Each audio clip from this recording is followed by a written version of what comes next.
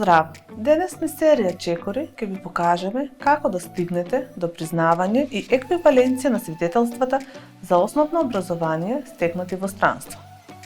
Државјанин на Република Северна Македонија кој во странство завршил основно образование или завршил одделно одделение од основното образование и воспитание, има право да бара признавање на свидетелството и еквиваленција согласно со Законот за основно образование, доколку со меѓународните договори ратификувани согласно со Уставот на Република Северна Македонија поинаку не е утврдено.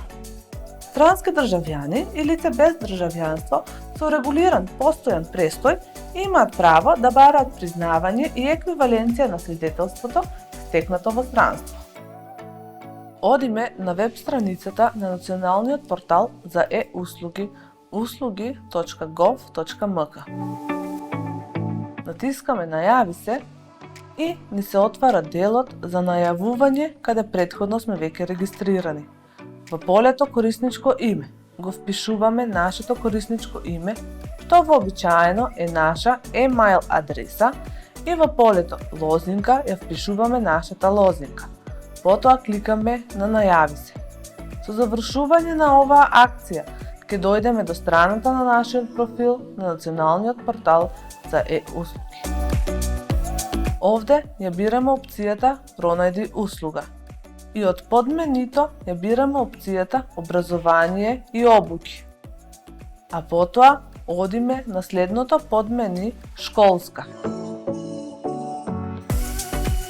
Гледаме дека ни се отвара една листа на електронски услуги и ја бираме соодветната услуга што сакаме да ја добиеме. Односно, кликаме на признавање и еквиваленција на свидетелства за основно образование стекнати во странство, за да добиеме повеќе информации за оваа услуга. Потоа, откако ќе се запознаеме со деталите на оваа услуга, кликаме на Аплицирај, кој ќе не однесе на делот за поднесување на барање за оваа услуга.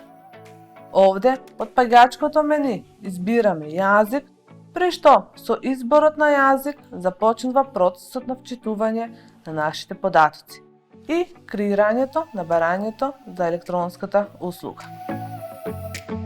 По вчитувањето на нашите податоци, порталот за оваа услуга ни бара да продолжиме надолу со пополнување на празните полиња. Односно, освен веќе пополнетите полиња, порталот ни бара и улица и број, телефон, кои доколку ги има, автоматски ќе се пополнат од профилот на барателот на националниот портал за услуги. Потоа следува да се пополни единствениот матичен број на граѓанинот, на барателот, па името и презимето на истиот. Понатаму, во барањето од пеѓачкото мени, се бира завршена година, прво, второ, трето, четврто, пето, шесто, седмо, осмо или девето одделение, па се одговора со да, не на прашањето. Дали барателот е корисник на гарантирана минимална помош?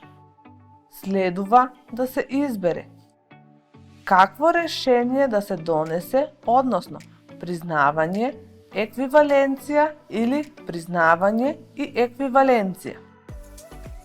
Следно се бира дали решението да се издаде и во хартија со да, не одговор. Доколку се одговори со да, ќе се отвори поле за да се напише адресата за достава на хартиеното решение.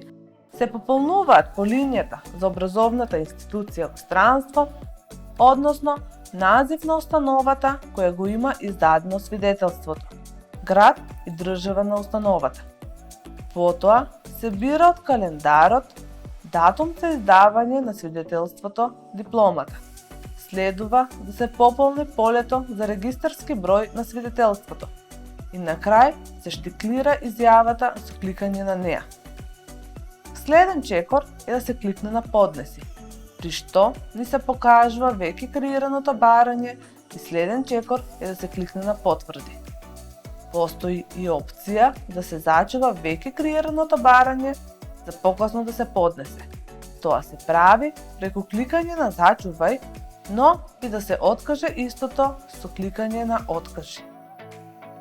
Потребно ќе биде Кон барањето да се прикачат и потребните документи кои се детално опишани во услугата и да се изврши плаќање во износ од 3250 денари за оваа услуга. Максимален рок на оваа услуга е 60 денари од аплицирањето.